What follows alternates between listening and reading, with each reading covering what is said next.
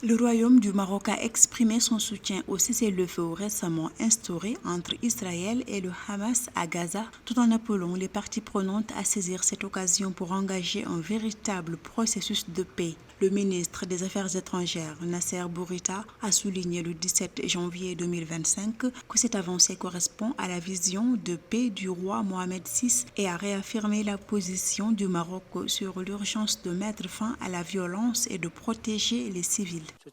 Dans de nombreuses interventions depuis le déclenchement de la crise, Sa Majesté a souligné que la priorité urgente est d'instaurer un cessez-le-feu. Sa Majesté a également précisé dans de multiples déclarations que ce cessez-le-feu doit être permanent, contrôlable et conduire à une voie durable.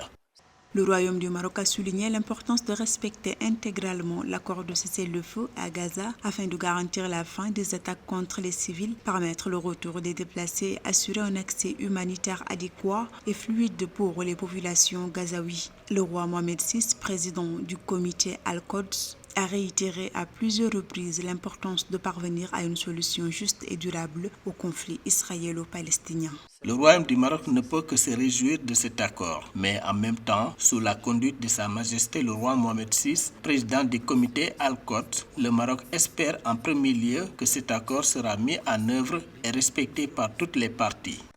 Le gouvernement israélien a donné le feu vert final à l'accord de cessez-le-feu avec le Hamas dans la bande de Gaza, ouvrant la voie dès son entrée en vigueur dimanche 19 janvier 2025 à une trêve assortie de la libération de premiers otages israéliens en échange de 737 détenus palestiniens.